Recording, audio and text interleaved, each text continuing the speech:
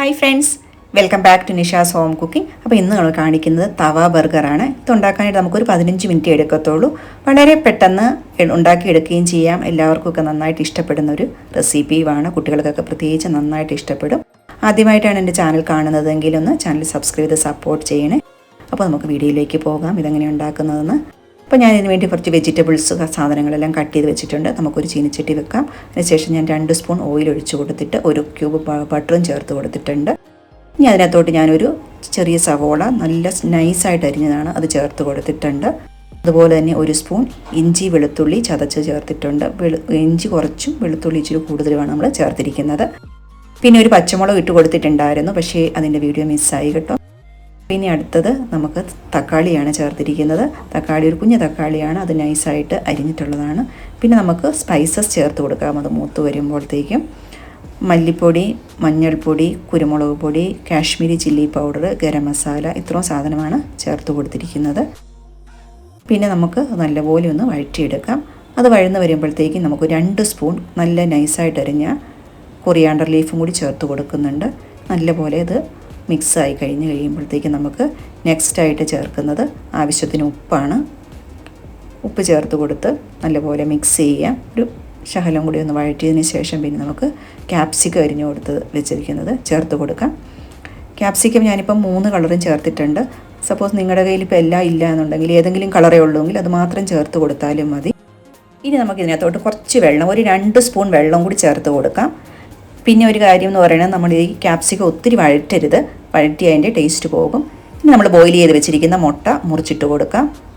ഇപ്പോൾ നമുക്ക് ബോയിൽ മുട്ട ഇഷ്ടമില്ല എന്നുണ്ടെങ്കിൽ നമ്മുടെ സാധാരണ നോർമൽ മുട്ട ഇട്ട് കൊടുത്തിട്ട് നമ്മൾ സ്ക്രാമ്പിൾഡൊക്കെ ഉണ്ടാക്കുമല്ലോ, അതായത് ബുർജിയൊക്കെ ഉണ്ടാക്കുന്ന പോലെ ചെയ്തെടുത്താലും മതി. എന്നാലും ബോയിൽഡ് എഗ്ഗ് ചേർക്കുകയാണെങ്കിൽ അതാണ് ടേസ്റ്റ് കിട്ടുന്നത് കൂടുതൽ.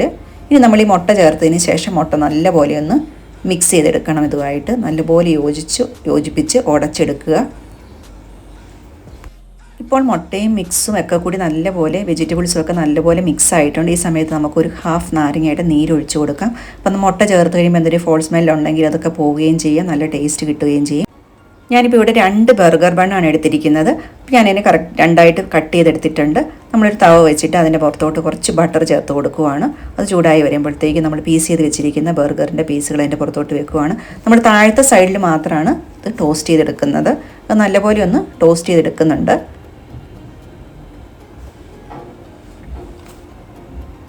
ഇപ്പോൾ നമ്മുടെ ബർഗറിൻ്റെ സൈഡുകൾ ടോസ്റ്റായി വന്നിട്ടുണ്ട്.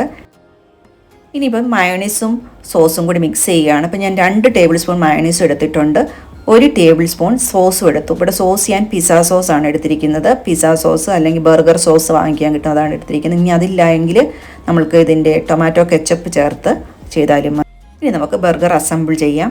ഞാൻ താഴത്തെ ബേസിലോട്ട് ഒരു ലെറ്റൂസിൻ്റെ പീസ് എടുത്ത് വെച്ചിട്ട് അതിനകത്താണ് നമ്മുടെ മയോണൈസ് മിക്സ് ചേർത്ത് വെച്ചത്. അതിനകത്തോട്ട് നമ്മുടെ ഉണ്ടാക്കി വെച്ചിരിക്കുന്ന ഫില്ലിംഗ് ചേർത്ത് കൊടുത്തിട്ടുണ്ട്.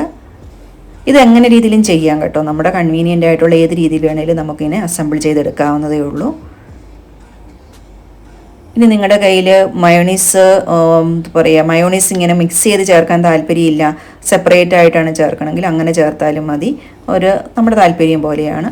അപ്പോൾ ഫില്ലിംഗ് ചെയ്തതിന് ശേഷം ഞാൻ അകത്തോട്ടൊരു ചീസ് സ്ലൈസാണ് ചേർത്ത് കൊടുത്തിരിക്കുന്നത്.